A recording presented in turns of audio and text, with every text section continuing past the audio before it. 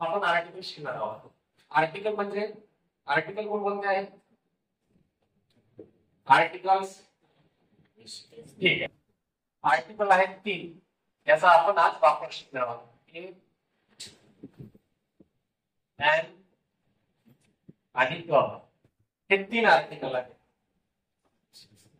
हे 3 आर्टिकल कोणत्या शब्दाला लागतात ते आपण याचे युजेस बघणार आहोत. Uses of article. Uses of article. हे जे आर्टिकल्स आहेत हे फक्त नामाला लागतात. कोणाला लागतात नामाला. नाउन नाउनला लागतात. नाउन म्हणजे नाउन सांगायचं. नाउन म्हणजे कोणत्याही व्यक्तीचं नाव, अक्षराचं नाव. जसं पेन नाउन आहे, मोबाईल नाउन आहे, तुमचं नाव हे नाउन आहे, फॅन नाउन आहे. म्हणजे या संसारामध्ये जेवढ्या काही गोष्टी आहेत त्या सगळ्या नाउन आहेत. त्या सगळ्यांना आर्टिकल लागते. एक तर ए लागेल, एन लागेल किंवा क लागेल. या कोणत्याही कोणतं आर्टिकल लागेल. तर कोणत्या नाउनला कोणतं आर्टिकल लागते हे आपण पाहूया. हे जे नाउन आहे या नाउनचे 2 प्रकार पडतात. नाउनचे 2 प्रकार. पहिला आहे अनकाउंटेबल. अनकाउंटेबल मीन्स जे मोजता येत नाही, मोजता न येणार. मी मराठीच्या सोबत घेत जातो. मोजता न येणार. दुसरा प्रकार आहे नाउनचा काउंटेबल, म्हणजे मोजता येणार.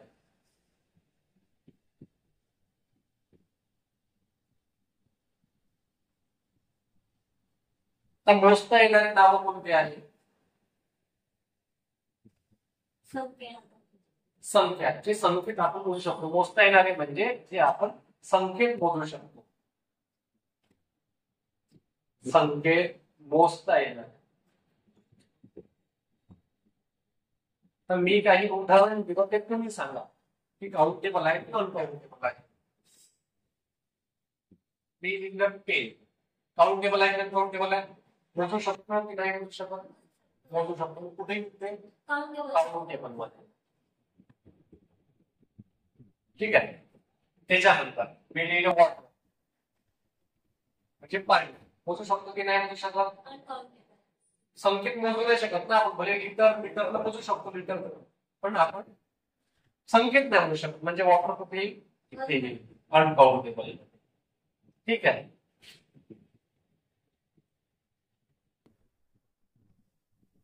Happiness uncountable. संख्येत नाही म्हणू शकत आपण. हे इथे हॅपीनेस.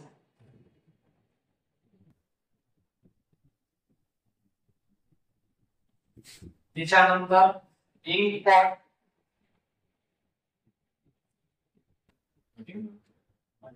इंक पॉट आधी राहते ते दौड बोलायचं आपण. शाईची दौड. इंक पॉट शाईचं वाटतं. काउंटेबल आहे का? काउंटेबल आहे.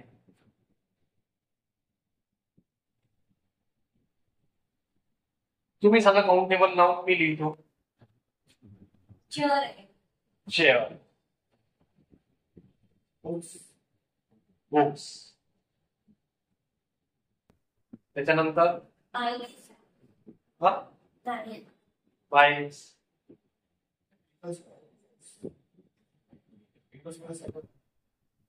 ठीक आहे. हे सगळे मोजता येणारे नाव आहे. आणि आता न मोजता येणारे नाव सांगा. सॅडनेस. बरं, आता मला सांगा मी काही शब्द इथे लिहितो.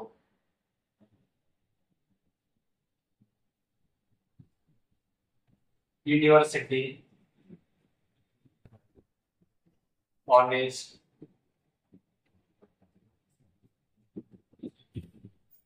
अम्ब्रेला,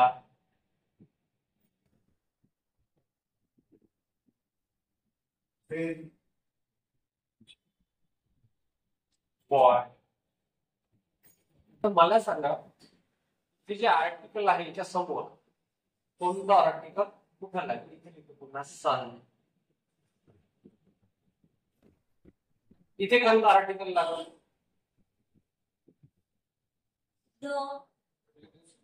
लक्षात ठेवा, जे काउंटेबल नाउन आहे, पहिली ट्रिक्स, तीन ट्रिक्स देतो तुम्हाला. एक, पहिले काय पाहायचं? Countable noun. काउंटेबल नाउन, ठीक आहे. दुसरी ट्रिक्स आहे काउंटेबल नाउनच्या नंतर उच्चार मराठीतील स्वराप्रमाणे.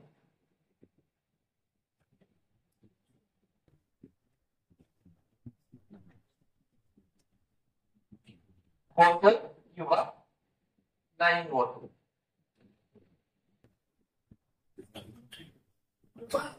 आता पहा, हे जे काउंटेबल नाउन आहे, या काउंटेबल नाउनला 100% आर्टिकल लागतात. या अनकाउंटेबल नाउनला आर्टिकल लागत नाही. या काउंटेबल नाउनला 100% आर्टिकल लागतात. ए, आणि द, हे तीनही आर्टिकल या काउंटेबल नाउनला लागतात. पण जे अनकाउंटेबल नाउन आहे, इथं फक्त आणि फक्त द लागत असतो. फक्त द लागतो या अनकाउंटेबल नाउनला. काउंटेबल नाउनला काय लागतो? आर्टिकल लागतात. तीनही आर्टिकल काउंटेबल नाउनला लागतात, परंतु अनकाउंटेबल नाउनला द लागतात. तर सगळ्यात महत्वाचं त्या दोन पद्धती आपल्याकडे. काउंटेबल नाउन, जसं मी तुम्हाला हे विचारलं, युनिव्हर्सिटी. हा युनिव्हर्सिटी काउंटेबल आहे की अनकाउंटेबल आहे?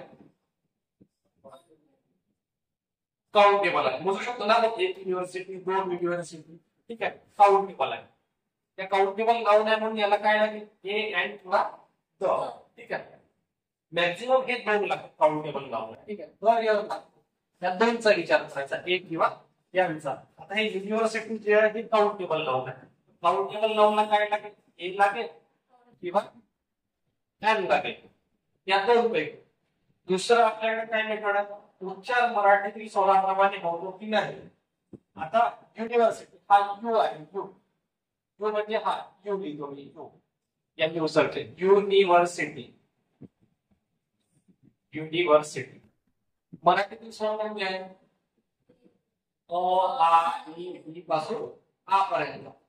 तर हा यूचा उच्चार स्वराप्रमाणे आहे का? स्वर आहे का यू? नाही. म्हणजे हा जर स्वराप्रमाणे जर उच्चार नसल तर या ठिकाणी एन लागत नाही, फक्त ए लागतो.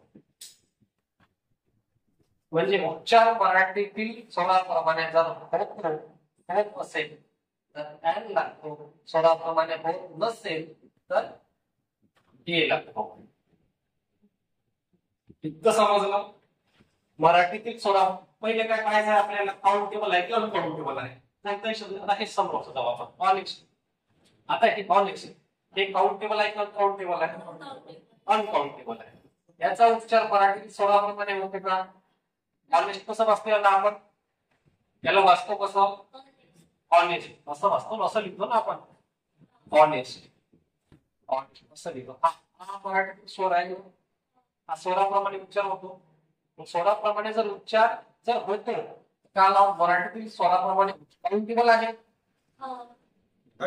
सॉरी, अनकाउंटेबल आहे. अनकाउंटेबल आहे.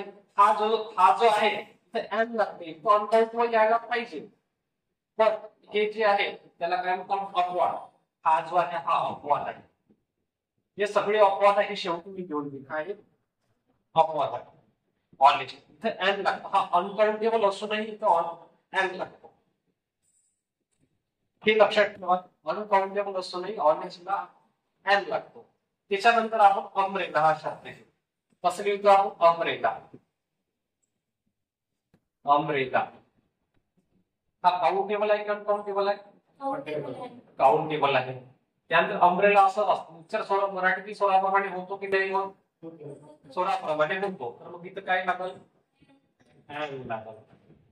An umbrella. आता हा बॉय आहे, बॉय काउंटेबल आहे का अनकाउंटेबल आहे? हा काउंटेबल नाउन आहे, ठीक आहे. त्याच्या समोर काउंटेबल नाउन आहे, वाचतो कसं आपण? बॉय. याचा उच्चार स्वराप्रमाणे आहे का? नाही आहे. मराठी स्वराप्रमाणे नाही, मग काय लागेल? ए. त्यानंतर हा सन. सन सन काउंटेबल आहे का काउंटेबल आहे? पण ते लक्षात ठेवा, जी गोष्ट जगात एकमेव आहे किंवा जे गोष्ट सगळ्यांना माहित आहे, जसं सन, पुन्हा उदाहरण देतो स्टार, त्यानंतर आकाशगंगा, गॅलेक्सी, ज्या गोष्टी सगळ्यांना माहित आहे, सगळ्यांना परिचित आहे, घेऊन टाकू आपण. ज्या गोष्टी सगळ्यांना माहित आहे, गंगा, जसं गंगा, गंगा रिव्हर सगळ्यांना माहित आहे, गंगा रिव्हर.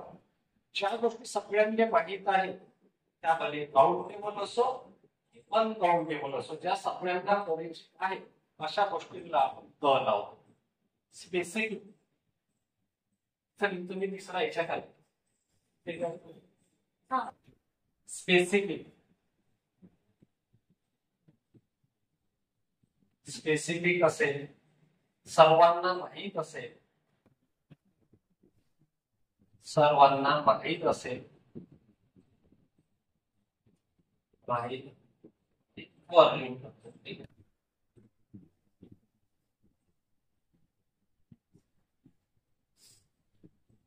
सर्वांना माहित असेल अशा नाऊनला द लागतो.